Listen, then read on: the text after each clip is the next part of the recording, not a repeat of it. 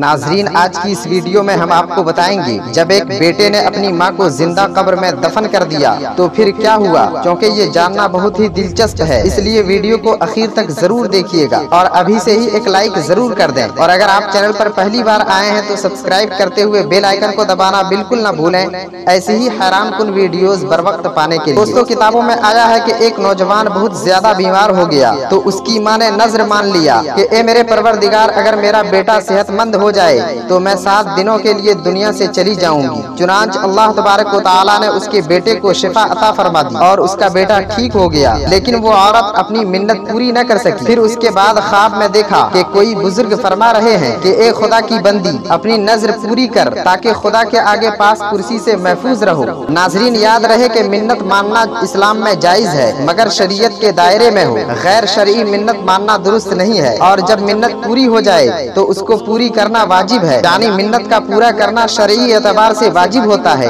और अगर मिन्नत को पूरी नहीं किया तो वो शख्स गुनहगार और मुजरिम माना जाएगा। फिर जब सुबह हुई तो उस औरत ने अपने बेटे को बुलाया और पूरी बात बताई और कहा कि कब्रिस्तान में मेरे लिए एक कब्र खोद कर मुझे उसमें दफन कर दे। आज उसके बेटे ने अपनी माँ के लिए एक कब्र खोदा और जिंदा दफन कर दिया। फिर उस औरत ने दुआ की कि ए मेरे रब, ए मेरे परवरदिगार, मैंने अपनी वुसात के मुताबिक अपनी नजर और मिन्नत पूरी की, अब तू मुझे कब्र की आफतों से महफूज रख। इतने में क्या देखती है कि उसके सिरहाने में एक रोशनदान मौजूद है। फिर जब उसमें झांक कर देखा तो एक बाग नजर आया जिसमें 2 औरतें मौजूद थीं, जिन्होंने उस औरत को आवाज दी कि बीवी हमारे पास चली आओ। खुदा की कुदरत से वो रोशनदान बड़ा हो गया और वो औरत उस बाग में जा पहुंची। फिर देखा कि वहाँ एक पाकीज़ा हौज है जिस पर वो दोनों औरतें बैठी हुई हैं। उस औरत ने उन दोनों को सलाम किया लेकिन किसी ने भी जवाब न दिया, हालांकि वो दोनों आपस में बात कर रही थी कि सलाम तो इताअत और इबादत है और हम यहाँ से रोक दिए गए हैं। फिर वो औरत क्या देखती है कि उनमें से एक औरत के सर पर एक परिंदा अपने परों से हवा कर रहा है और दूसरी औरत के सर पर एक परिंदा अपनी चोंच मार रहा है। उसने पहली औरत से पूछा कि तुम्हारी इस हालत में क्या बात है, इस हाल में अल्लाह ने तुम्हें क्यों रखा है? तो वो औरत कहने लगी, दुनिया में मेरा शौहर मुझसे खुश था इसलिए मुझे अल्लाह ताला ने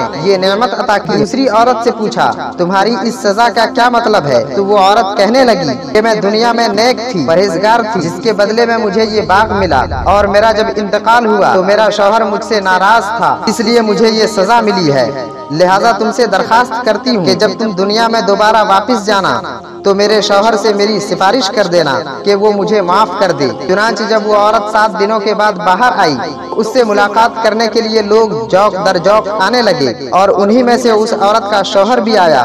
तो उसने उसके शौहर से नाम पता मालूम किया और फिर उसकी बीवी के अहवाल बयान किया और उससे माफी की सिफारिश कर दी। उसके शौहर ने अपनी बीवी को माफ कर दिया। फिर दूसरे दिन ख्वाब में वो औरत क्या देखती है कि वो दूसरी औरत जन्नत के आला बागात में टहल रही है और ये कह रही है कि खातून आपका बहुत शुक्रिया, अल्लाह आपको दोनों जहान में इसका अजर अजीम अता फरमाए कि आपकी वजह से मैं सजा से बाहर हो गई हूँ। दोस्तों, इस वीडियो के जरिए से मैं आपको बताना चाहता हूँ कि जो औरत अपने शौहर का फरमाबरदार हो वो दुनिया में भी कामयाब है और आखिरत में और मरने के बाद कब्र में और फिर हश्र में भी कामयाब होती हुई नजर आएगी।